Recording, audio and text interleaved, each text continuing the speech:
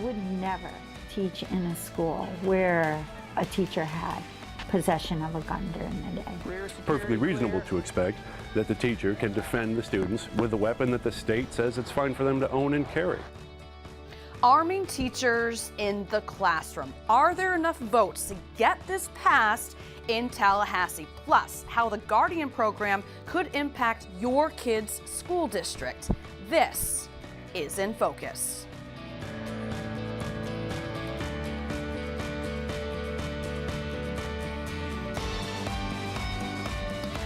Arming teachers in the classroom. Are there enough votes again to get this thing passed? So we're talking about the Marjory Stoneman Douglas High School Public Safety Commission thinking more guns on school campuses is the right move to improve school safety and to combat mass shootings. So right now in Tallahassee, your state leaders are debating a bill sponsored by the Senate Education Committee to push that initiative and expand the Guardian program to allow any teacher who wants the training to carry a gun on school grounds. And yep, that means right there in the classroom. Now we're showing you this video right here because this is the training that those teachers would go through.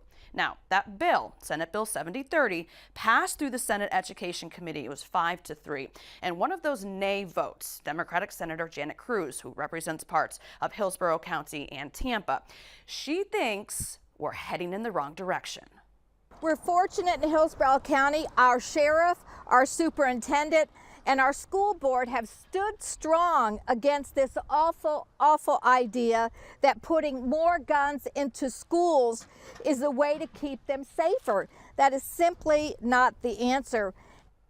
And just this week, Florida voters, they spoke out against the measure. A new Quinnipiac University poll shows 57% of Florida voters oppose arming teachers in the classroom. But that's not a huge majority, right? So it's pretty split. And that same poll shows about the same amount, 58% of Florida voters say stricter gun laws would do more to reduce gun violence in schools versus arming teachers. So who voted yes on this bill and moved it out of the Senate Education Committee? The chair, we're talking about Senator Diaz. We also have three folks from our area, Senator Baxley, Senator Simmons, Senator Stargell, also Senator Perry as well. So who voted no? As we mentioned, Senator Janet Cruz, we have Senator Berman as well, and Senator Montford. So here to expand on the conversation, first from the Senate Education Committee, Senator David Simmons, back here on our show, and he represents Seminole County, and a representative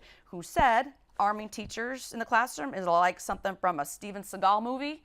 That's State Representative Wenge Newman. He represents District 70, which spans across much of Tampa Bay area. So we love having you two on our show. Thank you. Welcome back here on In Focus. So first, Senator Simmons, talk to me. Why the yes vote to arm our teachers in our schools?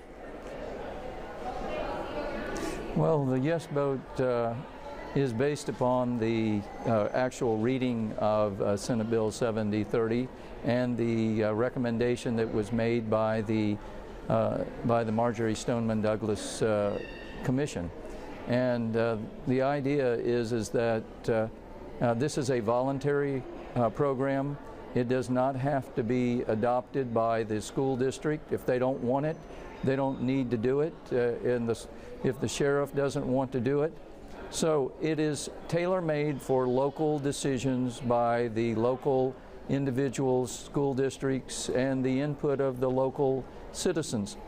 What's important is that there are rural areas of Florida where school districts, I believe, will want to implement this program because oftentimes it takes 15 minutes before law enforcement is able to make it to the school. So I think it's incredibly important to let local individuals, local school districts with their sheriff make this decision. And most counties have indeed opted out of the Guardian program, as we know. So Representative Newton, I do want to put up part of a quote that you gave regarding arming teachers. So take a look at this. You said, quote, "I don't believe in arming our school teachers and librarians and custodians. It's something from a Steven Seagal movie. Librarians are going to dive over the counter and kill everybody. and save the day. So you went on to say that the Black Caucus took a stand against arming school personnel and school teachers. So from your view, why is this not a viable solution?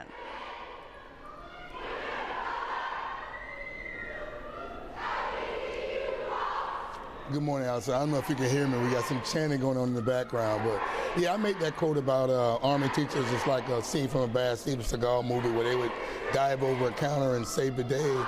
I think if you want to do something for teachers, I would say pay them. They need money, not guns.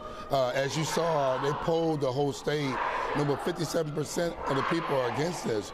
We represent 67 counties, 412 cities, over 21 million people. And I keep hearing the word local, local, local, and option. Well, let's do a local bill for the isolated areas. Let them locally do that. We shouldn't have to mandate or come out with a law that would allow guns in the classroom. I think it's a bad idea. We fortify these schools so guns and weapons don't get into it. Putting a gun behind that fortification that we put there to keep our children safe, without it being a trained law enforcement officer, I think it's a terrible idea. That's just my opinion. Boy, you are troopers talking over the chanting, so bear with us, folks. But this week, Senator Simmons, the Orange County School Board, voted unanimously on a resolution to oppose arming teachers in the classroom. So, Senator, what's your sense on how other school districts will act?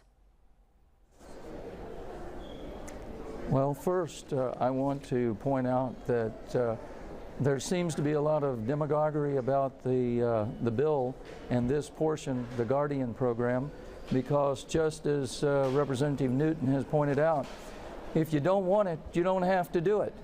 If you do want it, go ahead and vote for it with your school board and your sheriff and with the input of the voters, the citizens of that community.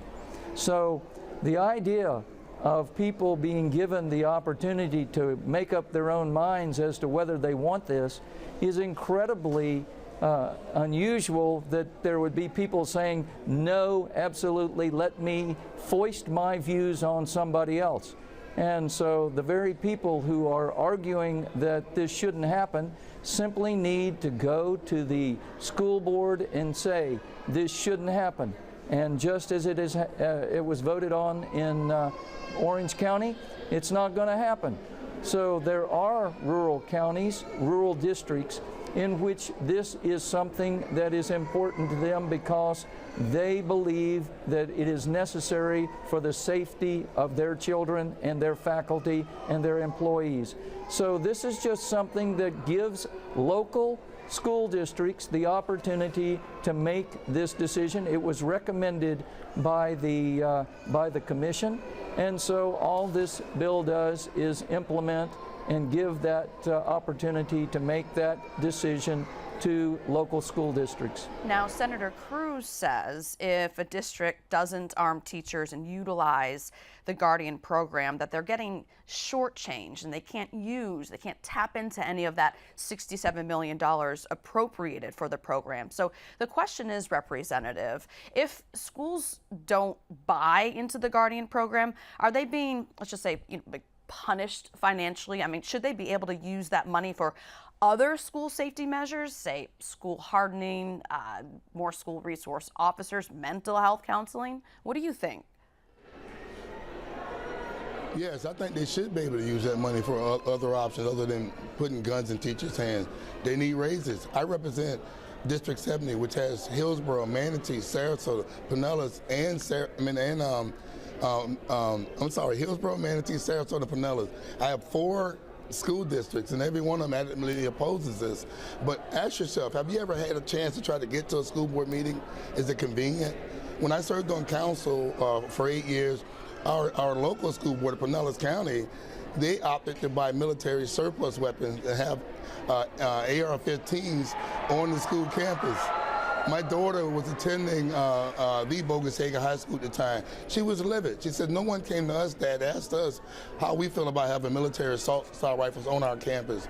Ultimately, cooler heads prevailed, and they sent those surplus weapons back. But I'm just saying that you can have the school board ultimately decide. But if you've been to a lot of these school board meetings, how often do they listen to the people that come in there? Not bamming them, I'm just saying what happens. So I'm of the understanding that if we got money to spend on schools, we should pay teachers, we should let them get more mental health counselors, we should let them do more hardening like we do here in the Capitol. I mean, the only ones that have guns here in the Capitol are the sergeants.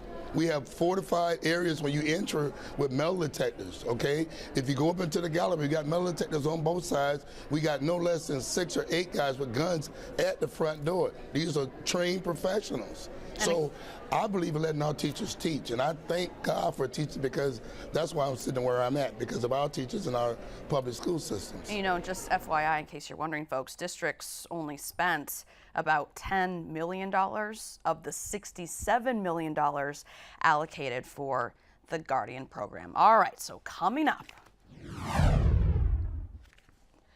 how does the Florida Education Commissioner then feel about arming teachers? So what Commissioner Richard Corcoran thinks is appropriate to protect your kids. Come on back. In Focus returns in just a moment.